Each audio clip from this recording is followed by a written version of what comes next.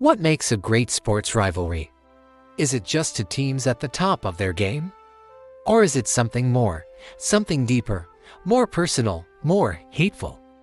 Today, we're diving into the clashes that go beyond the box score, the rivalries so intense they've defined generations and created legends.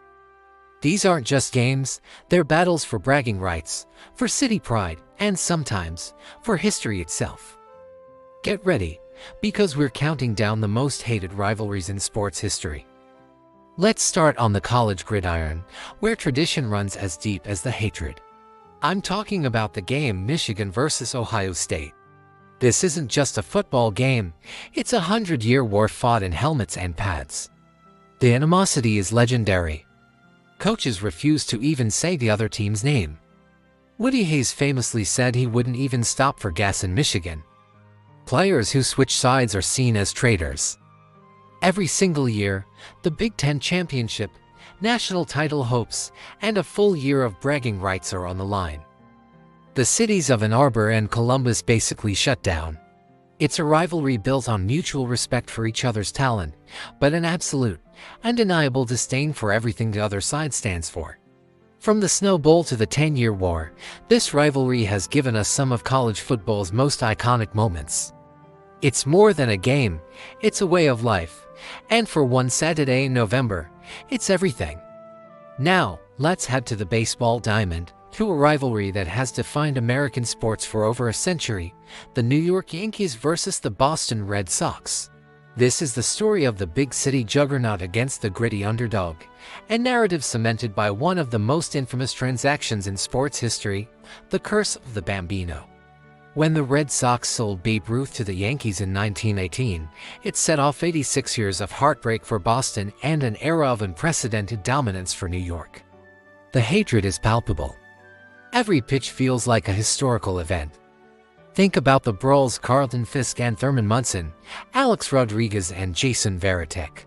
Think about the playoff heartbreaks, Lucky Dent's home run in '78, Aaron Boone's walk-off in 2003.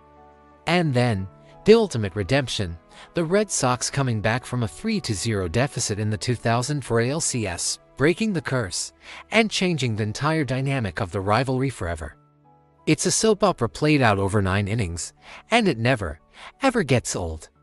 From the diamond to the hardwood, let us talk about the rivalry that arguably saved the NBA in the 1980s, the Los Angeles Lakers versus the Boston Celtics. This was more than just basketball, it was a culture clash. East Coast grit versus West Coast glam. Blue-collar Boston against Showtime Hollywood. And at its heart were two of the greatest to ever play the game, Larry Bird and Magic Johnson. Their personal rivalry, which started in college, became the driving force of the NBA. They battled for championships, for MVPs, and for the soul of the league. The supporting casts were just as legendary: Kareem Abdul-Jabbar, Kevin McHale, James Worthy, Robert Parrish. The '84 Finals, with its brutal heat and physicality, the '85 Finals where the Lakers finally won in Boston Garden, the '87 Finals with Magic's Junior Skyhook. These weren't just games, they were epic sagas that captivated an entire nation and turned the NBA into the global powerhouse it is today. Let us cross the pond for a rivalry that splits a nation and is watched by hundreds of millions around the globe, El Clasico. Real Madrid versus Barcelona. This isn't just about soccer, it's about politics, culture, and identity. Real Madrid, representing Spanish nationalism and the capital. Barcelona, the heart of Catalan pride and a symbol of its own distinct culture. The animosity is so deep it feels ancient. Every match is a pressure cooker of incredible skill and raw emotion. We're talking about generations of superstars: Di Stefano, Cruyff, Zidane, Ronaldinho.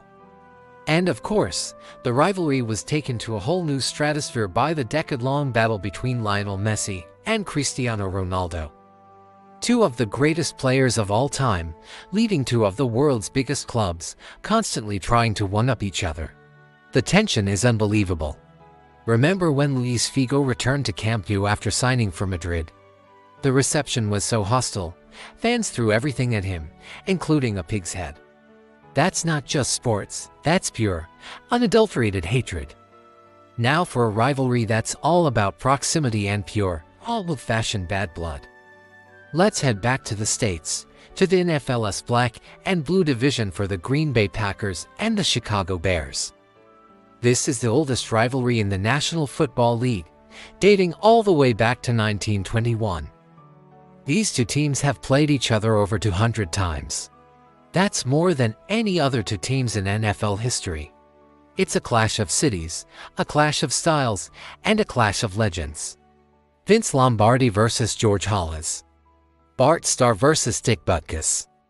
Brett Favre versus Brian Urlacher. Aaron Rodgers famously screaming, "I still own you," to the Chicago crowd. The hatred is passed down from generation to generation. It doesn't matter if the teams are good or bad. When the Packers and Bears play, it's a war. The games are always physical, always chippy, and always mean something more to the fans than just a win or a loss in the standings. It's about fundamental bragging rights in the heartland of America. Let's get personal. How about a rivalry between just two men that defined an era of motorsport? I'm talking about Ayrton Senna and Alain Prost in Formula One. This was pure, uncut animosity between two teammates at McLaren who became the bitterest of enemies. Prost was the professor, a calculated, smooth driver. Senna was pure passion, a genius who would push the car, and himself, to the absolute limit. Their battle for the World Championship in the late 80s and early 90s was the stuff of legend. They collided with each other on purpose to decide championships. They accused each other of cheating and political maneuvering. They barely spoke to one another.